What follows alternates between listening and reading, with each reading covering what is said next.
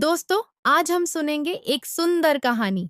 सांपों की जीभ क्यों होती है कटी हुई? ये तो हम सभी जानते हैं कि सांप की जीभ आगे से दो हिस्सों में बटी हुई होती है, किंतु ये ऐसी क्यों होती है? इसका वर्णन महाभारत में उल्लेखित है। वेद व्यास रचित महाभारत में इससे संबंधित एक बहुत ही रोचक कथा है, जो इस प्रकार है।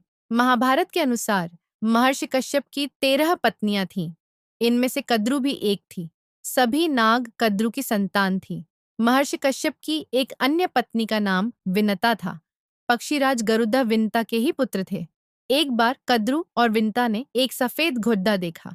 उसे देखकर कद्रु ने कहा कि इस घुड्डे की पूंछ काली है, और विनता ने कहा कि घोड़े की पूंछ सफेद है। इस बात पर दोनों में शर्त लगी।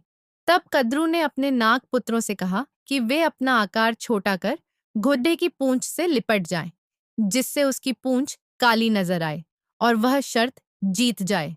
कुछ सर्पों ने ऐसा करने से मना कर दिया। तब कद्रु ने अपने पुत्रों को श्राप दे दिया कि तुम राजा जन्मेजय के यज्ञ में भस्म हो जाओगे। श्राप की बात सुनकर सांप अपनी माता के कहे अनुसार उस सफेद घोड़े की पूंछ से लिपट गए, जिससे उस घोड़े की पूंछ काली दिखाई देने लगी। शर्त हारने के कारण विनता कद्रु की दासी बन गई। जब गरुड़ को पता चला कि उनकी मां दासी बन गई है, तो उन्होंने कद्रु और उनके सर्प पुत्रों से पूछा कि तुम्हें मैं ऐसी कौन सी वस्तु लाकर दूं जिससे कि मेरी माता तुम्हारे दासत्व से मुक्त हो जाए। तब सर्पों ने कहा कि तुम हमें स्वर्ग से अमृत लाकर दोगे तो तुम्हारी माता दासत्व से मुक्त हो जाएगी। अपने पराक्रम से गरुड़ स्वर्ग से अमृत कलश ले आए और उसे कुशा यानी एक प्रकार की धारदार घास पर रख दिया।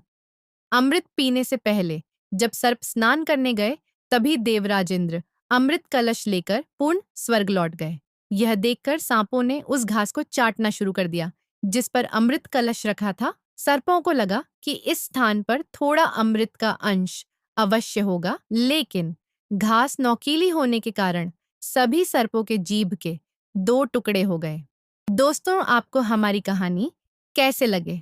कमेंट करके जरूर बताएं और हमारे चैनल को सब्सक्राइब करें।